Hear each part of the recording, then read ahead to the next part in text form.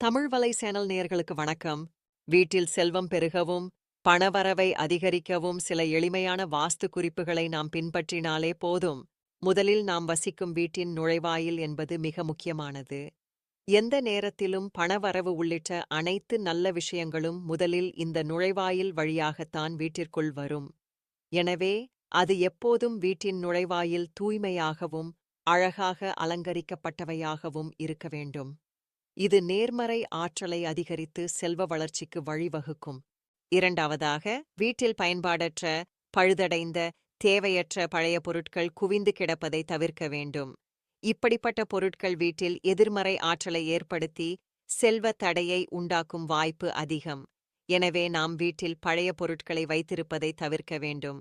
மூன்றாவதாக, சமையலறை என்பது ஒரு வீட்டின் ஆரோக்கியம் மற்றும் செல்வநிலையை பிரதிபலிக்கக்கூடிய இடமாகும்.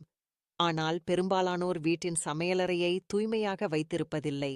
எனவே வீட்டில் செல்வத்தை பெருக்குவதற்கு சமையலறையை தூய்மையாக வைத்திருக்க வேண்டும்.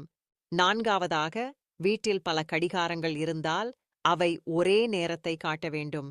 வெவ்வேறு நேரம் காட்டும் கடிகாரங்கள் வீட்டில் இருக்கக்கூடாது. வெவ்வேறு நேரங்களை காட்டும் கடிகாரங்கள் வீட்டில் இருப்பது நல்லதல்ல. முடிந்தால் ஒரே ஒரு கடிகாரத்தை வைத்திருக்க முயற்சி செய்யுங்கள். ஐந்தாவதாக, வீட்டில் மணி பிளண்ட் வளர்ப்பது, வீட்டில் மீன் தொட்டி வைத்து வாஸ்து மீன் வளர்ப்பது போன்றவற்றை செய்தால் நேர்மறை ஆற்றல் அதிகரித்து பண வரவு ஏற்படும். ஆறாவதாக, வீட்டில் தண்ணீர் விரயமும் பண விரயமும் ஒன்றுக்கொன்று தொடர்புடையது. எனவே வீட்டில் தண்ணீரை வீணாக்காமல் சேமிக்க முயற்சி செய்யுங்கள். ஏதாவது பழுது காரணமாக தண்ணீர் விரயம் ஏற்பட நேரிட்டால் உடனடியாக அதை சரிசெய்ய முயற்சி செய்யுங்கள். கடைசியாக, வேறு ஏதேனும் பழுதடைந்த பொருட்கள் வீட்டில் இருந்தால் அவற்றை உடனடியாக சரிசெய்ய வேண்டும். இல்லையெனில் அது பண விரயத்தை ஏற்படுத்தும். மேலும் வருமானத்துக்கு தடையாகவும் அமையக்கூடும்.